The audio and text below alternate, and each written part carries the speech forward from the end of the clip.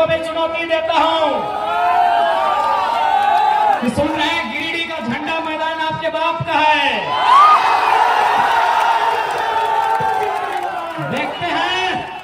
देखते हैं सोनू जी, वो फिर झंडा मैदान कब तक आपके बाप का रहता है। बड़ा दुर्भाग्य, एक लोकतांत्रिक देश में हम लोग 2 साल से झंडा मैदान में सभा करने की बात कर रहे हैं। पता नहीं जिला प्रशासन भी मौन क्यों हो जाती है, जिला प्रशासन भी अंतिम समय निर्णय क्यों बदल देती है। तो ठीक है सोनू जी, अभी समय आपका है, लेकिन याद रखिएगा कि आप जो घमंड कर रहे हैं अपनी पद का और मुख्यमंत्री से आपके परिचय का, ये ज्यादा दिन नहीं टिकेगा।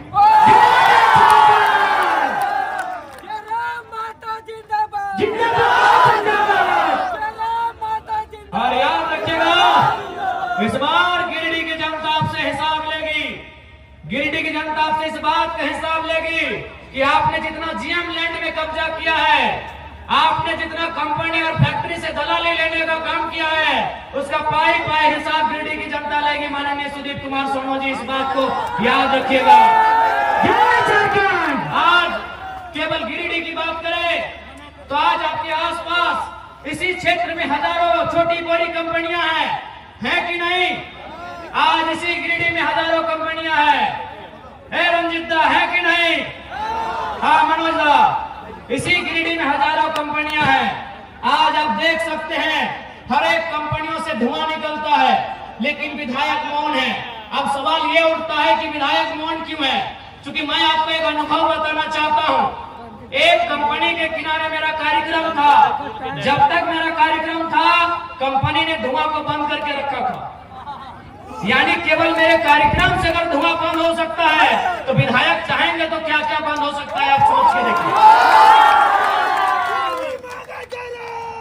एक कार्यक्रम में, जब तक मेरा कार्यक्रम था, मेरे कार्यक्रम से लगभग 300-400 मीटर की दूरी में एक फैक्ट्री था। उस फैक्ट्री में धुआं उड़ता है, लेकिन जब तक कार्यक्रम था वह धुआं बंद था।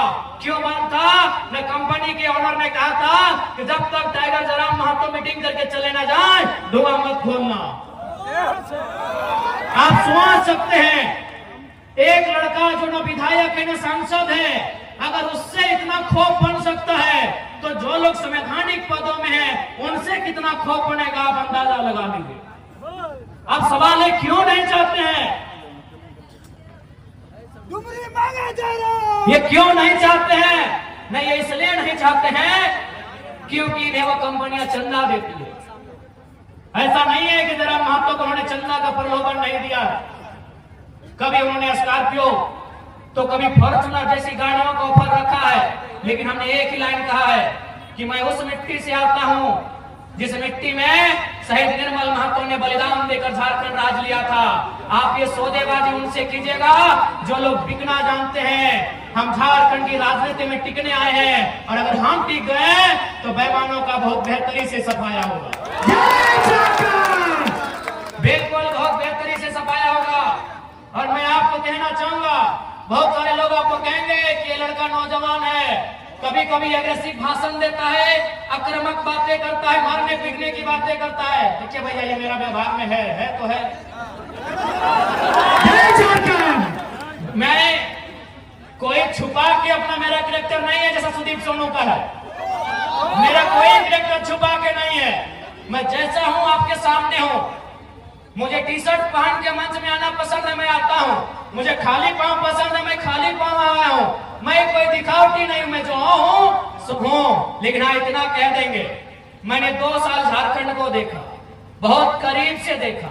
लगभग नहीं करने तो 20 करोड़ मुआवजा हम लोग लड़के दिलाए। 20 करोड़ रुपया हम लोग मजदूरों को लड़के दिलाए। कहीं कहीं नहीं भी दिला पाए, ये भी सही है, लेकिन 20 करोड़ और लगभग 1500 नियोजन हम लोग लड़के दिलाए। उस लड़ने के क्रम में झारखंड को मैंने बड़े करीब से देखा कि झारखंड में नियम से बात करने से ये राज नहीं चलेगा। इस देश में गांधी का भी आदर है, इस देश में भगत सिंह का भी आदर है, और मुझे लगता है झारखंड में भगत सिंह का चरित्र होना चाहिए। मैं आपको एक ताजा घटना बता रहा हूं। आपने मेरा वीडियो देखा होगा बागमारा में, शायद पहली दृष्टि में आपको भी बुरा लगा होगा कि लड़का क्या बोल रहा है, बदला लेंगे, खून बहेगा, लहू बहेगा। आपके परिवार को हम देख लिए हैं, आपको भी लगेगा चूंकि वो 30-40 सेकंड का वीडियो है, लेकिन असली सच्चाई क्या है अगर आप सुनिएगा तो आपके पांव के नीचे से जमीन खिसक जाएगा। दरअसल बागमारा के उस कोलियरी में 133 मजदूर काम करते हैं। अच्छा एक बात बताइए, अगर कोई कहीं काम करता है तो उसके काम का कोई प्रमाण होता है कि नहीं? चूंकि वो कोलियरी में काम करते हैं यानी बीसीसीएल के अधीन काम करते हैं, लेकिन चूंकि बीसीसीएल ने टेंडर दे दिया है तो टेंडर दे दिया है तो टेंडर वाली कंपनी का जिम्मा होना चाहिए। लेकिन उस मीटिंग में आप सुन रहे होंगे टेंडर वाली कंपनी भी बोल रही है कि वर्कर मेरे नहीं है, बीसीसीएल भी बोल रही है ये वर्कर मेरे नहीं है, जबकि उनको पेमेंट भी मिल रहा है, 5600 मिल रहा है, किसी को 6200 मिल रहा है, किसी को 8000 मिल रहा है। तो मैंने वही सवाल किया कि भाई इनको 8000 पेमेंट दे कौन रहा है, इनको 8000 पेमेंट दे कौन रहा है? ये बीसीसीएल की वर्कर नहीं है, ये आउटसोर्सिंग कंपनी के वर्कर नहीं है, तो इनको पेमेंट दे कौन रहा है? बस वहीं कोई तीसरा आदमी छुप के बैठा है जो विधायक या सांसद है। उनका पेमेंट बनता है 32,000, उनको मिल कितना रहा है? 6,000। बताइए किसका खून नहीं खोलेगा? किसका खून? अगर आप में जरा भी इंसानियत है और आप में जरा भी अन्याय के खिलाफ लड़ने की क्षमता है तो आपका खून खोलेगा ही खोलेगा। पेमेंट कितना बनता है? 32,000। कितना मिल रहा है? 6,000। किसका खून नहीं खुलेगा? अरे वो तो मीडिया चल रहा था, कैमरा था, हमको भी मालूम था कि मीडिया लोग वीडियो ले रहे हैं, नहीं तो बोतल कसम से हम टेबल में पटकने के लिए नहीं उठाए। अगर वो लाइव नहीं चलता ना तो एक पदाधिकारी का कपार में पटकना। अब आपको अगर मेरा ये कैरेक्टर नहीं पसंद है वोट मत दीजिएगा, झूठ बोल के वोट नहीं लेना। अगर हम लोग सत्ता में आ गए तो बिल्कुल रिएक्शन होगा, जनता के साथ रिएक्शन नहीं होगा। बेईमान और भ्रष्ट पदाधिकारी है उनके साथ रिएक्शन होगा। मैं आपको इसी गिरिडीह लोकसभा की एक घटना सुना रहा हूं। गिरिडीह लोकसभा, गिरिडीह विधानसभा पीरटन की घटना है। हमारे पीरटन के साथी भी आए, उनसे पूछिएगा। एक दिन उस ब्लॉक परिसर में 2 ऑफिसर चाय पी रहे थे। बातों बातों में चर्चा शुरू हुआ। एक ऑफिसर ने कहा कि सर जयराम महतो का बहुत हवा है, लाखों लोग उसे सुनने के लिए आते हैं, लग रहा है वो गिरिडीह लोकसभा जीत रहा है।